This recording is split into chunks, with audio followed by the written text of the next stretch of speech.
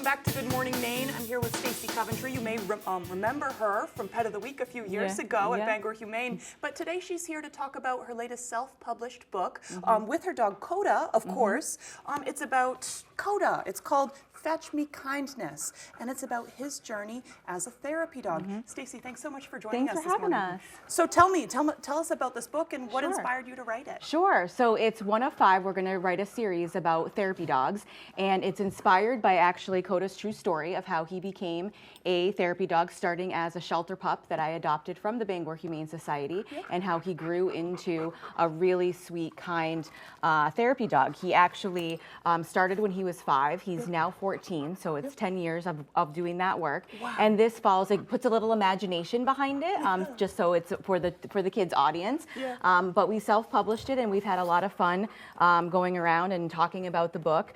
Tonight we'll have a live storytelling reading at Bangor Public Library, where we'll actually read to the kids. We have a program there where kids can read to our therapy dogs and practice reading skills, but this will give us an opportunity to read to them, and then they can get autographs and photos and do a meet and greet with Coda, which will be super fun. He does actually sign them with his paw. So that should be fun. And then all the proceeds from our book sales, if anybody purchases a book, goes to support local therapy dog programming. I am the community partner lead for our organization that we represent, Pet Partners. It's a national organization, and we have a local chapter, Pet Partners of Eastern Maine. Coda and I have started a therapy dog and training program, and we have about 25 dogs in the area now that are out in the communities volunteering and bringing animal-assisted therapy to schools, hospitals, and such. So not only does this benefit kids and therapy dogs and the people who receive care from therapy dogs and educators, and it's just Coda himself too. You're telling the story of your dog. So tell me, what has this done for you in the process? Well, I love being creative, so it's given me a creative outlet. Coda is 14 now, so he is in semi-retirement. He still gets lots of requests, which is why we kind of started an in-training program, because I wanted to build a legacy for Coda. So this will be part of his legacy. He is one of 4 therapy dog partners that I've had. So each book will be a different therapy dog, their story. Coda will be in every single one of them because he's the most seasoned and most veteran of them.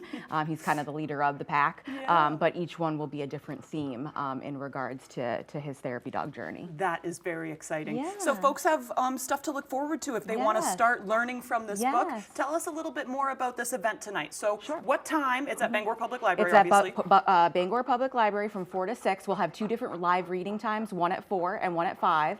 And then in between, I'll have books for sale. They can get their autographs. They can take selfies or photos with Coda, get some pets and loves in. But we'll have 2 different times just for people who are working and people who may not be working, to make it a little bit more accessible. We're hoping to have a big crowd.